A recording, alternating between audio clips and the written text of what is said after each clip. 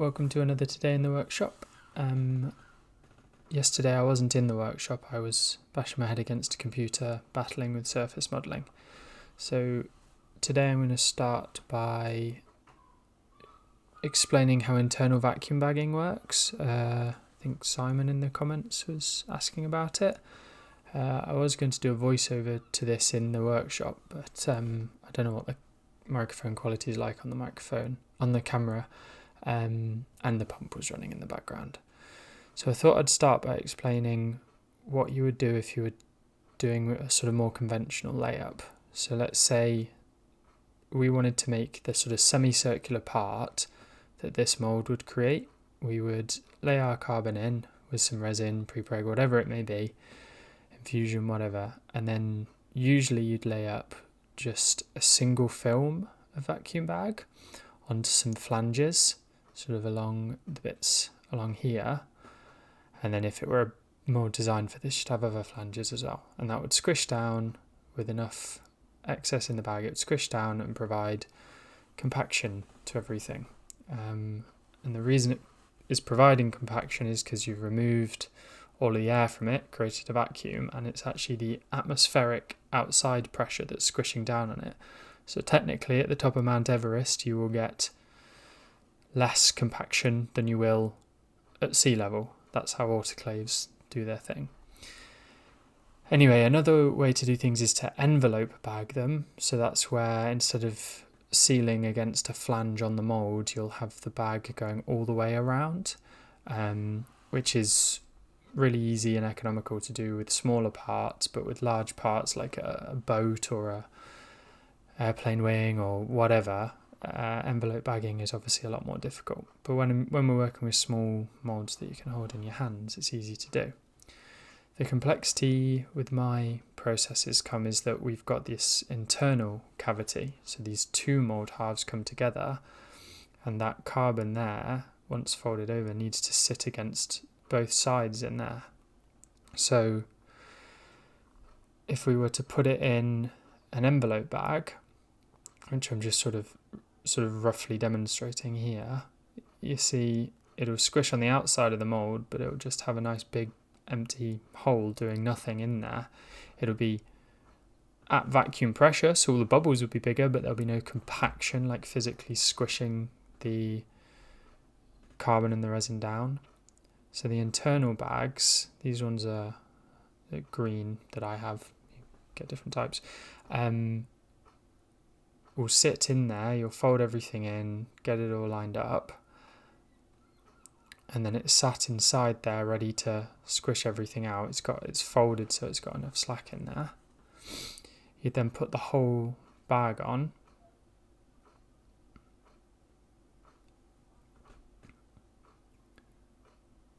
It's a little tricky to demonstrate, but I hope this is coming across. So you put the whole bag on and it's doing what I showed earlier. It's going to squish down on the outside of the mould, which will hold it together. And then with some careful application of sealant tape or gummy tape, you seal the edge of the orange bag down so that you've got a vacuum, and you seal the outer circumference of this internal bag to the orange bag, and then it has a hole in it, if that makes any sense. And that hole where my sort of index finger and thumb are sort of pointing into, that hole is just outside air at atmospheric pressure as well. So you've effectively just made your entire vacuum bag into a big ring. If you had enough slack in the bag, you could realistically shove it in there, but it wouldn't be a very controlled way and you'd probably disrupt your layup. But that's, I hope, an explanation of how the internal bags works. Here it is without the orange bag on. You can see it a little more. It kind of will compact against the outside or the inside face of that mould. So I hope that helps.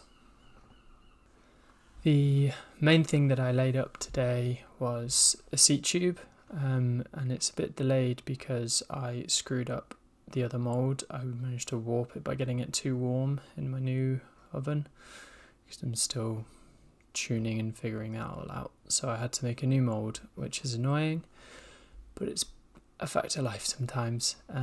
So with the new mould printed off and sanded up, I prepped up all my material, just sort of tried to cut this together a little quicker, because I don't know, I've done these a million times before, so they seem quite tedious to me. I guess they're probably more interesting to people who are tuning in and watching this, but I don't know, just trying to keep the videos fairly concise.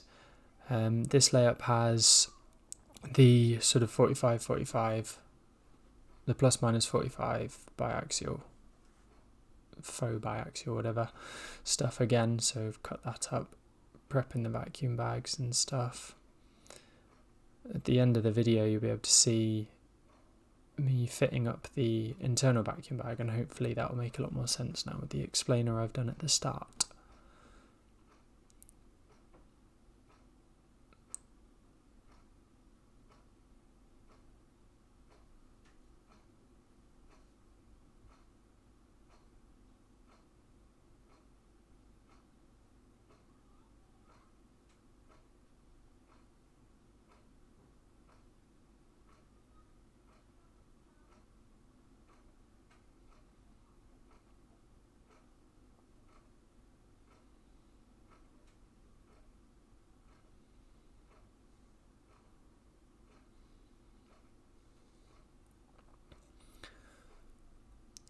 So here's the prep I do on the internal bag. You can see just opening up the internals a bit and laying the gummy tape right around the outside. And you'll see why I always have loads of spare scraps of gummy tape stuck on my whiteboard, because sometimes you tear a bit off that's a bit too short. Yeah, so pre-prepping that by laying it up on the outside of it, and then that'll be ready to go in when the layup's done. So I've got all my material ready. I've given it a rough weight to know about how much resin I need, pouring out the resin, and the resin I'm doing a little sort of semi-medium mix. So I used 800 grams of resin to need 24 grams of hardener, so I put in like a rough third slow and then made the rest up with fast. I always do the fast second when I do a mix like that, because it pours way easier to get the closest number at the end. This resin system on the Easy Composite Stage sheet, they suggest and say it's fine to mix like this, and I just do a sort of rough amount depending on what the layup is, what I know what I'm going to be doing and stuff. So yeah.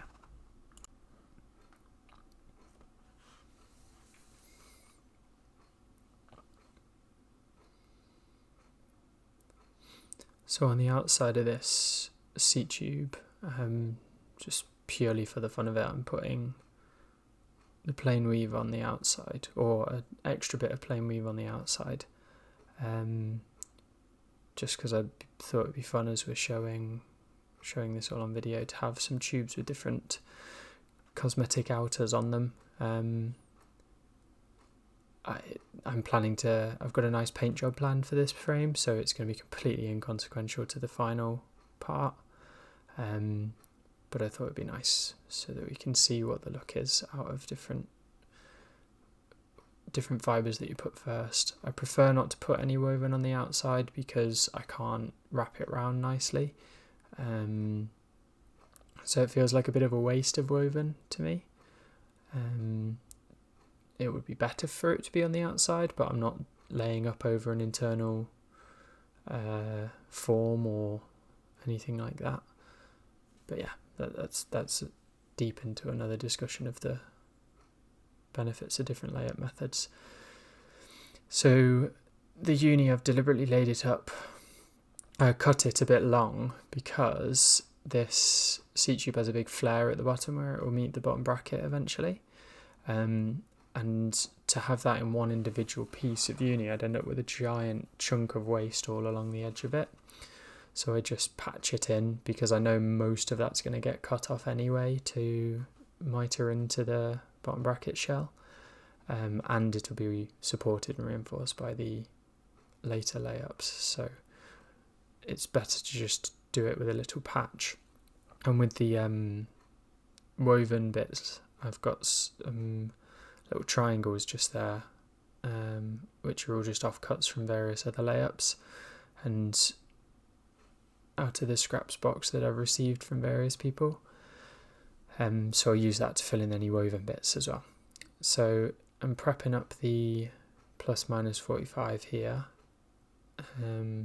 just slathering it in loads of resin because I've got an old vacuum bag from the down tube layup, which I'm gonna squish it all down with. So take the squeegee and run it all down. I have to run with the direction of the fibres, so on this side it's with the 45s, because if you go too against it, all the bubbles just get trapped anyway and you start distorting a load of fibres. But then when I flip it over to this side, it's plain weave on the back, so I can go along and across to coax everything out.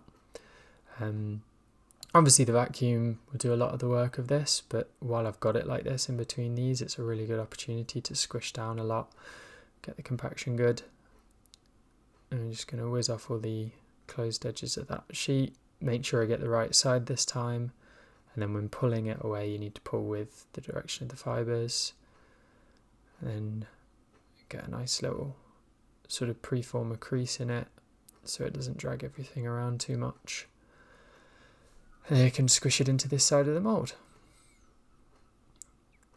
Now I know the flanges on this mould are like the right size, if that makes sense, for the cut I need, so I'm actually just resting the scissors against the edge of the flange and it will give me like pretty much spot on the right length I need on here.